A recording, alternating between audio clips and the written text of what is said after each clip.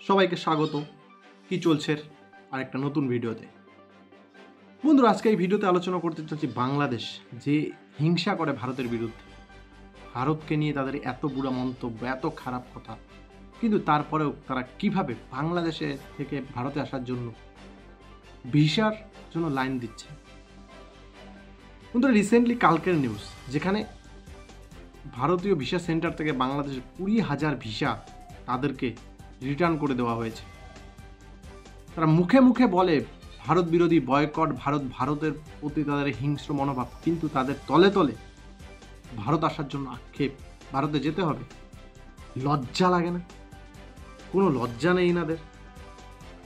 বন্ধুরা, বিশেষ করে কালকে থেকে রিপোর্টটা দেখছিলাম, যখন ভারতীয় যে এসব নিয়ে যারা যে কাজ করে, তিনি ডিরেক্ট বলে দিয়েছেন ভারতীয়রা ভারতবর্ষে আসতে পারবে শুধুমাত্র ট্রিটমেন্টের জন্য আর ইমার্জেন্সি কারণে, উইদাউট এনি রিজন কোনো বাংলাদেশি ভারতে প্রবেশ করতে পারবে না। কোনো ট্রাভেলিংয়ের জন্য না, বা অন্য কোনো বিজনেসের জন্য না, না অন্য কোনো কাজে। যদি কারো ট্রিটমেন্ট প্রয়োজন হয় কিংবা ইমার্জেন্সি কোনো কারণ যদি ইস্যু দেখাতে পারে, তবেই সে ভারতবর্ষে প্রবেশ করতে পারে, তাছাড়া কোনো অ্যালাউ হবে না। মানে একসময় ব্রিটিশদের আমরা দেখেছিলাম না, don't allow dog and Indian, যাই হোক এটা খারাপ জিনিস ইন্ডিয়ার পক্ষে ছিল, কিন্তু আজকে সেই ডোন্ট অ্যালাউ বাংলাদেশি, মানে এইরকম পরিস্থিতি। কিন্তু ট্রিটমেন্টটা ইমার্জেন্সি কারণ অনেকজন মারাও যেতে পারে, সেটার সাথে দুর্ব্যবহার করা হচ্ছে, এই জন্য খালি ট্রিটমেন্টে ভিসাটা রাখছে। তো আমার কিছু প্রশ্ন, তোমরা কেন এত ভারত বিরোধিতা? লজ্জা লাগে না? শুধুমাত্র তো কেবল কয়েকটা দিন হলো, 2 মাসও বোধহয় এখনো ঠিকঠাকভাবে হয়নি, তার আগে এই পরিস্থিতি। 20,000 ভাই, একবার হিসাবটা করো, 20,000 ভিসা রিটার্ন দিতে হলো। মানে তারা বলছে 20,000 তো হিন্দু না, তোমরা বলবে হিন্দুরা যাচ্ছে ভারতে, 20,000 নট, কোনোদিনও না।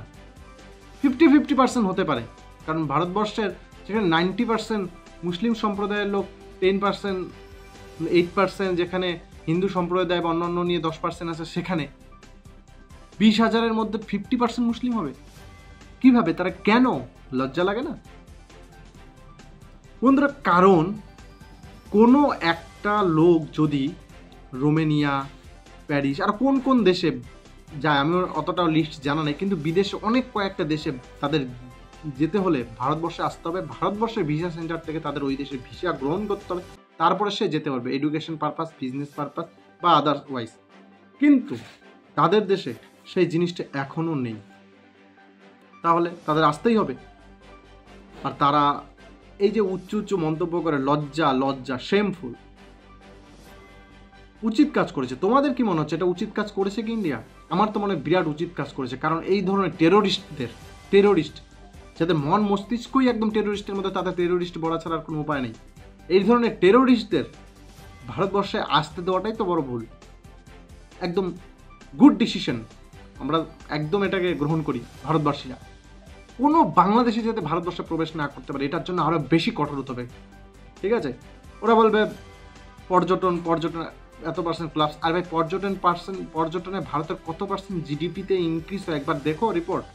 ভারতবর্ষে পর্যটনের জন্য, মালদ্বীপের 50% পর্যটন এগুলোর ইকোনমি ক্র্যাশ করবে, ইন্ডিয়ার করবে না বন্ধুরা। কারণ ইন্ডিয়া পর্যটনের উপর নির্ভর না, ইন্ডিয়া পরিষেবামূলক, এগ্রিকালচার, টেকনোলজি, এইসব দিক থেকে তারা জিডিপির মেইন ফোকাস, পর্যটনে না। ওইটা নিয়ে কোনো হাস্যকর করে লাভ নাই। ইন্ডিয়াকে ইলিশ দিবে না, সেই ইলিশ লাস্ট পর্যন্ত ওরাই নেও, শোনা গো, নেও খাও, দিতে হয়েছে না, দিবে, সব লাইনে আসবে। এটাই, গাধা জল খায়, ঘোলা করেই খায়, পরিষ্কার জল তো গাধা খেতে পারে না, এটাই, আর কিচ্ছু না। এই যারা কিনা, মানে আরেকটা কথা বলি, কেন করেছে ভারত? আমার তো মনে হয় ভারত কারণ করেছিল, যেভাবে ওই যে 5ই আগস্টের পরে ভারতের অ্যাম্বাসির ওপরে, মানে বন্যার পরে অ্যাম্বাসিতে যেভাবে আক্রমণ করেছিল বাংলাদেশিরা, তাহলে সে যদি অ্যাম্বাসিতে আক্রমণ করতে, ভারতীয়রা কি চাবে ওই টেরোরিস্টদেরকে ভারতে আসতে দিতে? কারণ ভারত টেরোরিস্টদের একদম প্রশ্রয় করে না, ঠিক আছে? তারপরে তো দেখতেই পাচ্ছ, ইন্টারন্যাশনাল বর্ডার ক্রসিং করতে গিয়ে মারাও যায়। তারা বলে ভাই ভারতে যাবো না। আরে আসে কেন? আরে আসতে হবে না, আমাদের পছন্দ না এই মৌলবাদী মাইন্ডসেট, ঠিক আছে?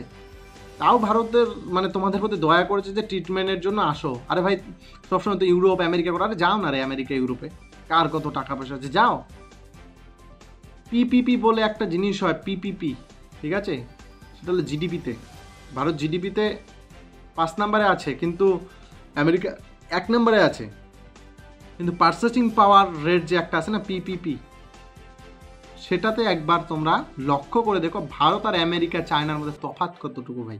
তারপরে কথা বলতে এসো, যেই একটা 1 কিলো আলুর দাম ভারতে 30 টাকা, সেই 1 কিলো আমেরিকা আলুর দাম 250-300 টাকা। সেটাকে এবার কম্বাইন করো, জিনিস একই, অ্যামাউন্টটা কত ডিফারেন্স।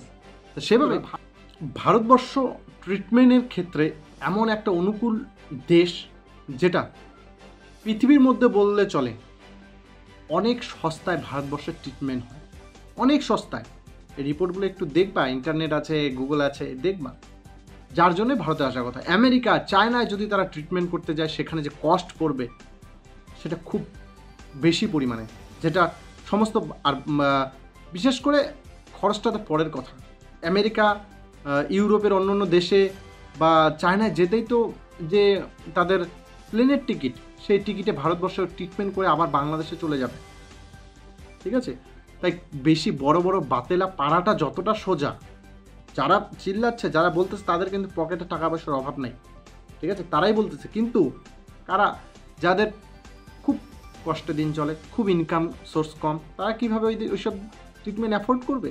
ক্ষমতা নাই। মানুষ যারা চিল্লাচ্ছে তারা তো চলে যেতে পারবে আমেরিকা, কিন্তু বাংলাদেশে বা পৃথিবীর মানে ম্যাক্সিমাম দেশে বা সব দেশে এরকম কয় পার্সেন্ট লোকের কাছে সেই পরিমাণে টাকা থাকে? কিছু পার্সেন্ট, 5%, 7%, আর বাকি 90%, 80% এর তো ক্ষমতা নেই। তারা কী করবে? তাদের আসতে হবে। কিন্তু ওই 7%, 6% লোকের জন্য বাকি 90%-এর লস, মানে মানে এই যে আজকে সমস্যার সম্মুখীন হতে হচ্ছে। বাংলাদেশের যে 20,000 লোকের ভিসা দিচ্ছে না, এখানে কিন্তু সবাই ভারত বিরোধী করেনি। কেউ কেউ খুব গরিব, খুব ইমার্জেন্সি দরকার, তারপরেও তারা আসতে পারবে না, ঠিক আছে। তাই এই যে আবার কি মনে তো ভুলে গেছিলাম, চাইনিজরা তো এসছে বাংলাদেশে ট্রিটমেন্ট করাতে। ভারতে বন্ধই করে দেওয়া উচিত ছিল, চাইনিজদের দ্বারা ট্রিটমেন্ট করানো উচিত ছিল, ঠিক আছে।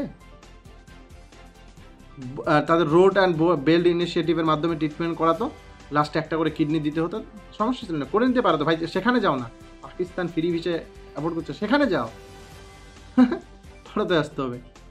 তো বন্ধুরা, এই ছিল মন্তব্য। তোমরাও জানাও মন্তব্য তোমাদের কমেন্ট বক্সে।